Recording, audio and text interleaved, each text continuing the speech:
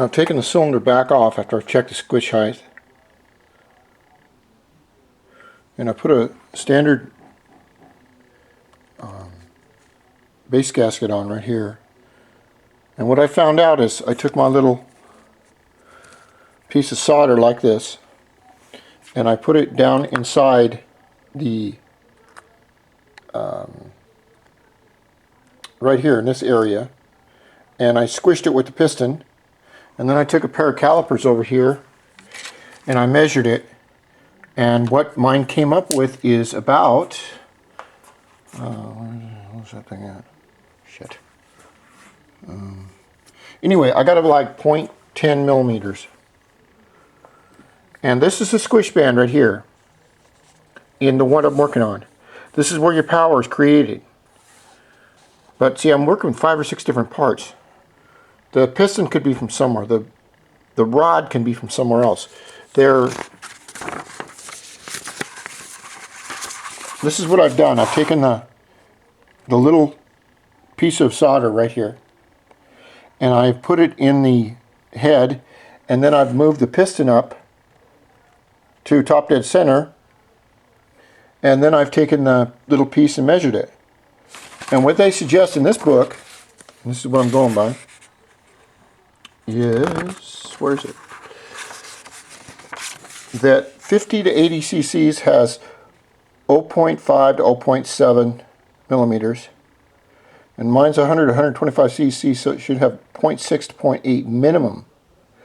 So mine is at 0.10, which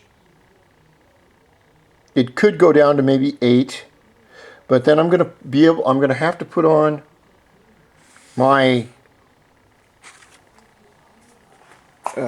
where did I put it? Over here. I have to put on a coating of this on the bottom here, on the top of this, and on this gasket here, on either side of this gasket.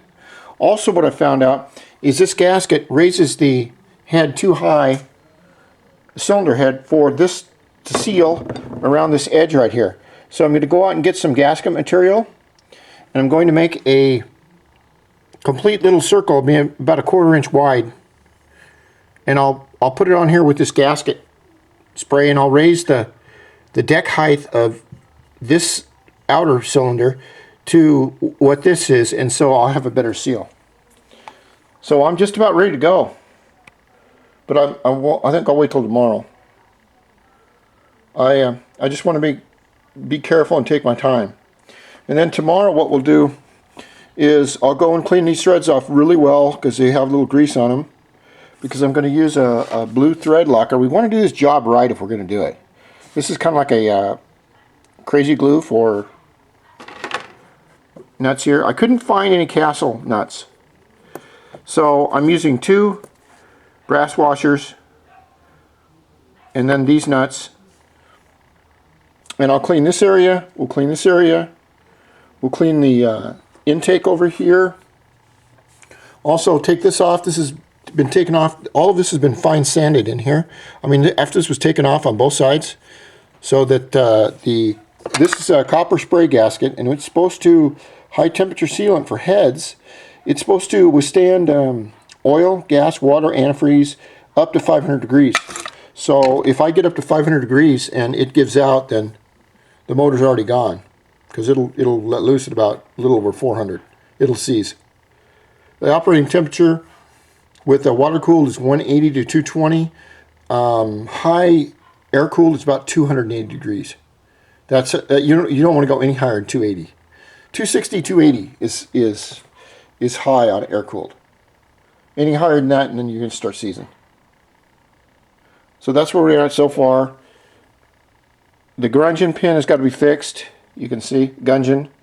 Well, I'm going to fix that tomorrow and go very carefully and show how it's going to work with these. The circlips have to be set perfectly. It's going to be neat. It's going to be neat, and it's going to be done. And I want to go out riding, because I haven't ridden in a year.